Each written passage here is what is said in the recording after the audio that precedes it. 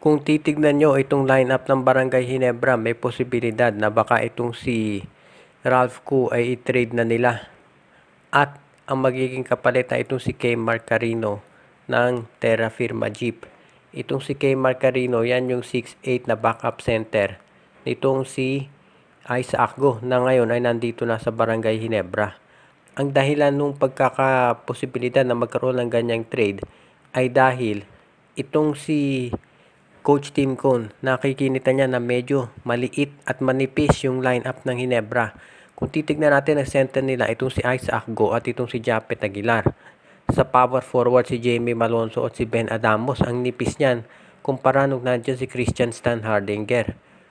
Mas maganda kung meron silang kay Mark Carino dahil ito si Carino, shot blocker yan. Kung napanood ninyo yung serye nitong San Miguel kontra Terra Firma, makikita ninyo kung gaano kahusay na naging shot blocker itong si K. Mark Carino. Kaya sa tingin ko magiging magandang addition yan dito sa Barangay Ginebra kung sakasakali. Ngayon, kung makuha ng Ginebra itong si Carino, ito naman si Ralph Koo, power forward yan, mabibigyan ng playing time dito sa Terra Firma. Alam natin binigyan ng playing time ni Coach Tim Cone itong si Koo, pero lately, nung mga huling games ng Ginebra, hindi na ito muli masyadong nabigyan ng minuto at nag-rely na ulit si Tim Cone sa mga dati niyang starter.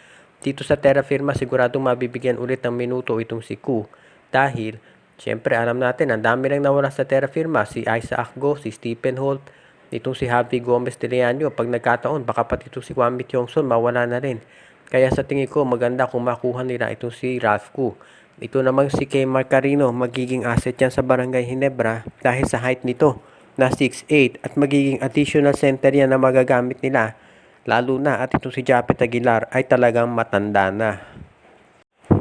Patuloy itong pinaplanong trade ng San Miguel Beer at ang dahilan kung ba't hindi pa ito natutuloy ay dahil iniintay pa nila yung mga ibang pyesa na kanilang kinakailangan para ma-approvehan ito. Unang-una, hindi pa sigurado kung sino magiging kapalit ni William Navarro. Ang una raw usapan, Jericho Cruz at Jeron Teng ang ipapalit dito kay Navarro. Pero ngayon mukhang nagbago at magiging si Jeron Teng na lang ang ipapalit dito kay William Navarro, pakasamahan ng isang draft pick, hindi pa natin natitiyak. So kung sakaling matuloy nga ito, magiging malaking bagay yan para dito sa SMB. Dahil 6'6 itong si Navarro, pwede yan power forward at pwede rin yan na maglaro na small forward. Lalaki bigla yung kanilang front court. Sa ngayon, hindi pa rin natin natitiyak kung itong San Miguel matukukuha nga itong si Bearfield. Pinabulaan na ito ni Coach Jeffrey Carriazo. Pero maliwanag itong kay Navarro mukhang tuloy na yan at itong kay Cade Flores ay baka masama dito sa trade na gagawin ng SMB. So kung ititrade din ito si Jericho Cruz, baka pati ito si Cade Flores ay masama. So abangan na lang natin ang magiging resulta nito. Ang maliwanag, ang San Miguel gagawa niya ng trade. Gumawa na ng trade ng TNT, Ginebra at Magnolia. Very unlikely naman na ang San Miguel ay hindi gagawa ng trade given na sila yung na-expose talaga ng finals, yung kahinaan at kakulangan ng kanilang lineup. So tignan natin kung ano ang magagawa nila. Bukod dito sa pagkuha kay Navarro, nandiyan pa rin yung posibilidad na of course si Bearfield. At ang sabi nga ng iba, baka itong si Evanel kunin din nitong San Miguel Beer o di kaya yung rights kay Mikey Williams. Ang balita natin, inoffer na ng TNT yung rights ni Mikey sa iba't ibang koponan pero walang tumatanggap. So tignan natin kung sa ngayon ay merong ibang kukuha dito to sa kanya ang pagkuha ng mga rights. Samantala naman, itong SMB, tinitignan pa rin kung makukuha nila si Troy Rosario. Ang maliwanag dito, maraming trade plans itong San Miguel Beer na nakahanda ngayon at ito ay kanilang dadalhin sa PBA. Itinatanggi ni Coach Jeffrey Carriazo ng Blackwater na ite-trade nila itong si Cedric Bearfield dito sa San Miguel Beer. Nag-react itong si Carriazo doon sa istoryan lumabas na isinulat ni Homer Sison dito sa Spin PH Facebook page at sinabi niya na hindi raw totoo. Pero naninindigan itong si Sison na totoo raw na ite-trade o balak i-trade nitong Blackwater bossing itong si Cedric Bearfield dito sa San Miguel at ang pinag-uusapan na lang ay kung sino ang mga magiging kapalit. Tinanong pa nitong si Sison kung alam din ba ni Carriazo yung ginawang pag-trade nitong management ng Blackwater dito kay Ray ng Batak. Sa ngayon, hindi pa natin masasabi kung matutuloy nga ito o hindi. Na siyempre sa bandang huli, ang magdedesisyon niyan yung management. Ang alam natin, yung PBA Board of Governors ay meron silang annual meeting na ginaganap sa Japan ngayon para taluhin yung future ng PBA. At usually dyan nagkakaroon ng kaayusan pagdating sa mga trades.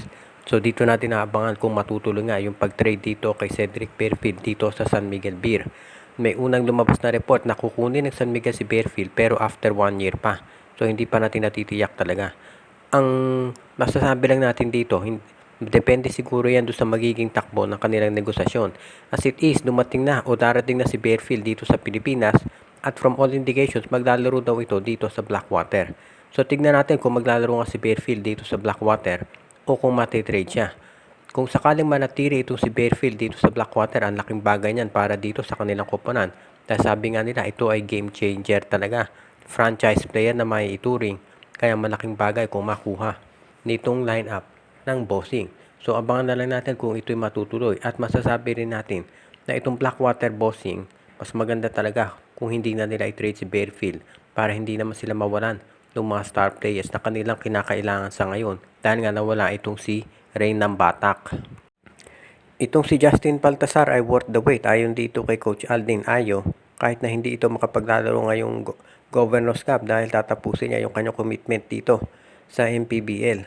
Sinabi ni Coach Aldin Ayo na masisiguro nila na magiging maganda performance dito kapag ito ay naglaro na officially dito sa FiberXers sa susunod na conference. Sa ngayon sinabi niya na dahil unlimited height yung Commissioner's Cup, baka maging small forward itong si Baltasar. So magiging center yung import nila, power forward si Arana at small forward itong si Baltasar. Kapag ganyan na nangyari, ang laking bagay nito. Dahil syempre, alam natin na itong si Baltasar, isa yan sa pinaka-versatile na players ngayon. At kapag yan ginawa mong small forward, magkakaroon ng napakaraming mismatches dahil sa height nito. Kaya sa tingin ko maganda itong plano ni Coach Aldin Ayo. Kung sakasakali nga na ituloy nila yan, masasabi natin na talagang magiging isa sa mga title contenders itong Converge FiberXS kapag nagkataon.